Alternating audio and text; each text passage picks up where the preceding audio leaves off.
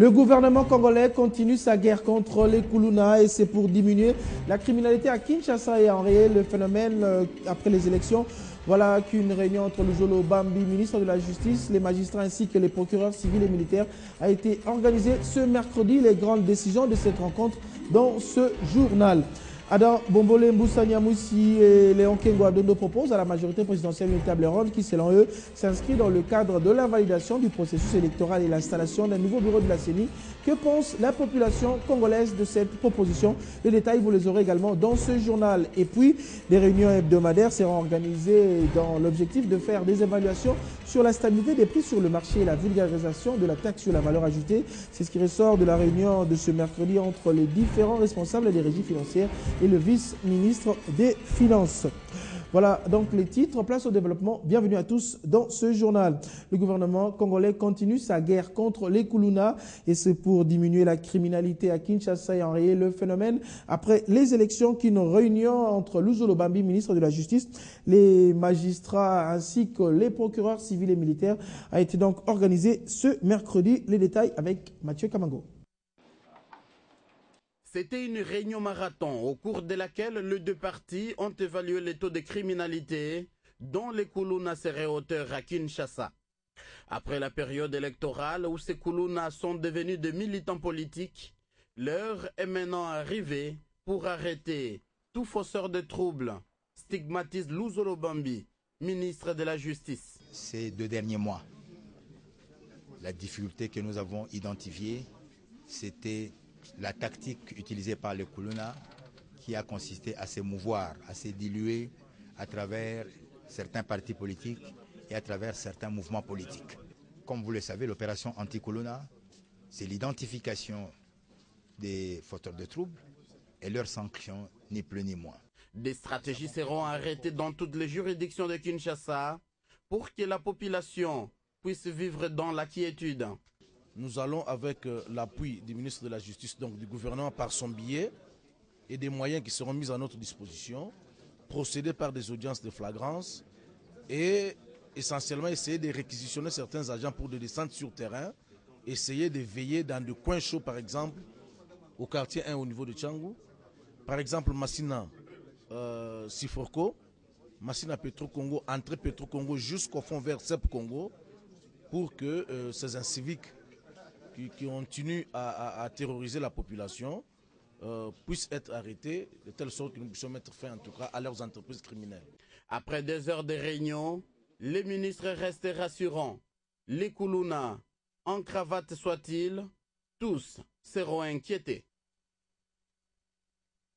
Alors que la Cour suprême de justice avait déjà certifié la victoire de Joseph Kabila comme président de la République, voilà qu'Adam Bombole, Mboussania Moussi et Léon Kengwa Dondo proposent une table ronde qui, selon eux, s'inscrit dans le cadre de l'invalidation du processus électoral et l'installation d'un nouveau bureau de la CENI.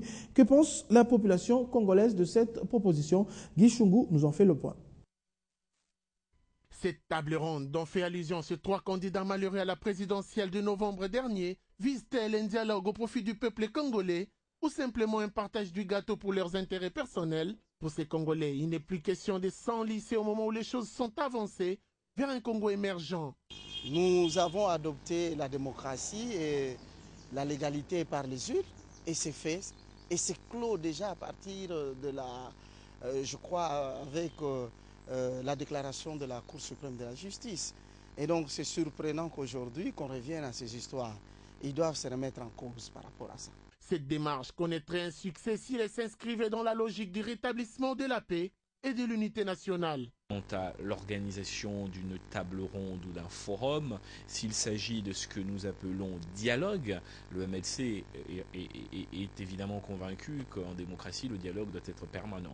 Quant à la finalité et aux conclusions, il appartiendra, si ce dialogue devait avoir lieu, aux acteurs politiques en toute responsabilité, en faisant surtout attention à ne pas obérer les acquis démocratiques. Il ne faut pas que ce soit une table ronde pour un partage du gâteau, remettre en cause le long chemin parcouru pour arriver à un niveau où le souverain primaire serait redevenu souverain primaire. Il faut que ce soit une table ronde pour que les uns et les autres puissent tirer les leçons de la situation et voir comment faire en sorte que le plateau Congo ne chavire pas. La République démocratique du Congo, résolument tournée vers la révolution de la modernité, n'a plus besoin de donneurs de leçons. mais plutôt des œuvres qui parlent d'elles-mêmes. Restons toujours dans ce chapitre avec cette nouvelle position de la Belgique sur les élections en RDC. Didier Reynders, vice-premier ministre et ministre belge des Affaires étrangères, a donné mardi sa réaction sur la situation post-électorale en République démocratique du Congo. Pour le ministre belge, il y avait certes de nombreuses irrégularités, mais qui ne peuvent pas changer les résultats de l'élection présidentielle de novembre dernier. Aucune structure composée d'observateurs internationaux n'a remis en cause jusqu'à présent le classement des candidats à l'élection présidentielle en RD Congo. Déclaration mardi du vice-premier ministre et ministre belge des Affaires étrangères Didier Reynders en réaction à la situation post-électorale dans cette ancienne colonie belge en Afrique centrale. Pour le ministre belge, il y avait certes de nombreuses irrégularités, mais qui ne peuvent pas changer les résultats de l'élection présidentielle du novembre dernier. Ce qui revient à dire que l'ordre d'arrivée reste inchangé malgré les contestations de l'opposition. Didier Reynders l'a dit lors de sa première rencontre officielle avec la presse nationale et internationale comme le chef de la diplomatie belge et à l'occasion du Nouvel An.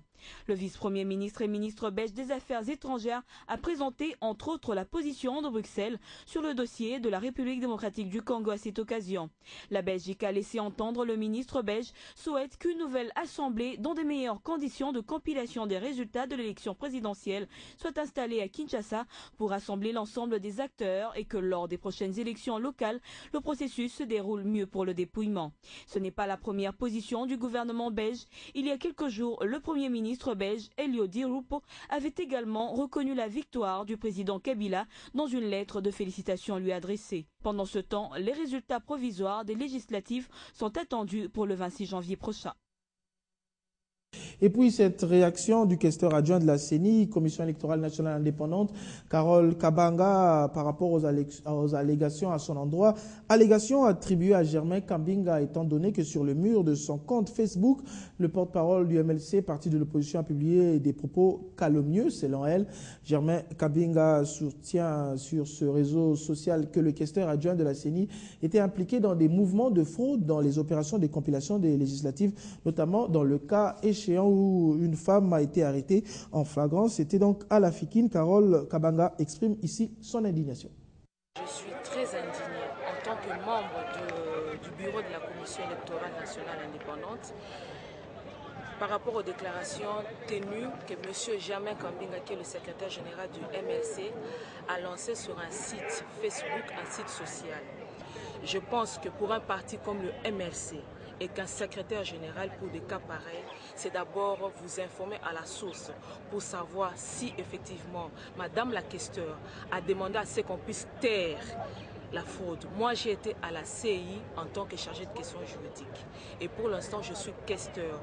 Donc, en tant que juriste de formation, je ne peux pas taire une fraude.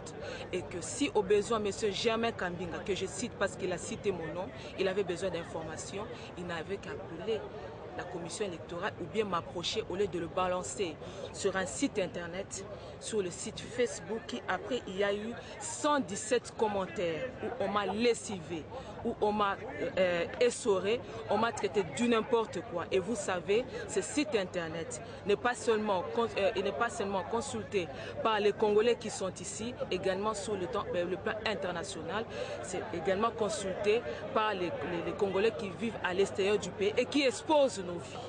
Je me dis aujourd'hui, si quelque chose m'arrivait, je prends l'opinion tant nationale qu'internationale à témoin. C'est par rapport aux propos tenus par M. Germain Kambinga.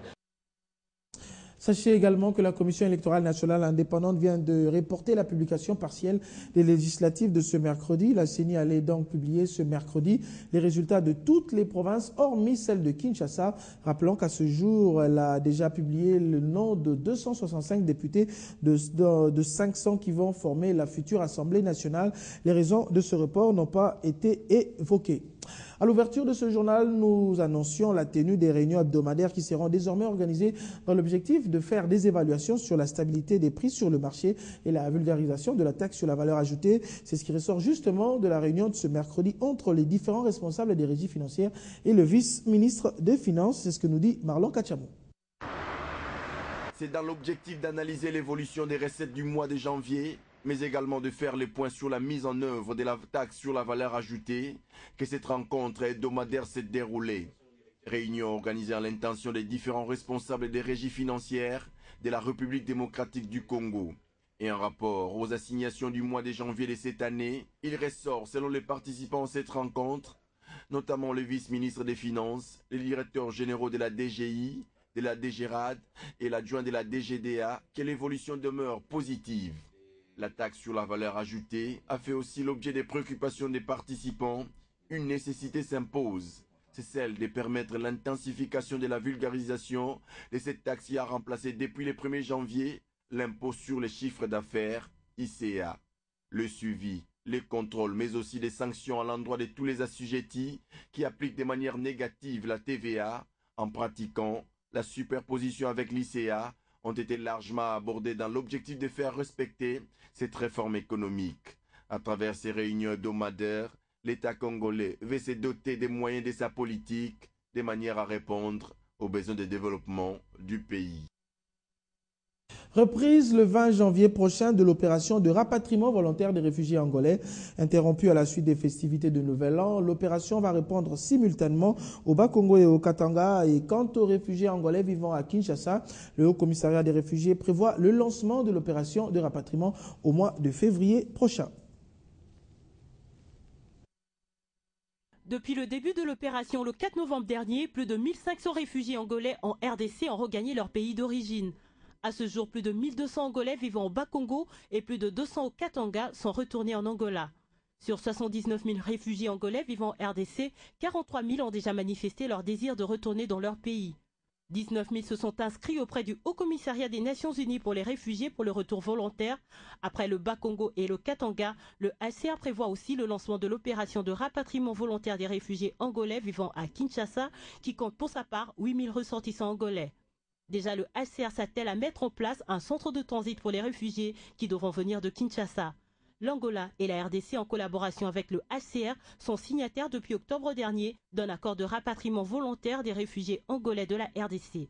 Entre 2001 et 2008, un total de 58 000 Angolais a été rapatrié de la RDC avec l'assistance du HCR. En sport, la tenue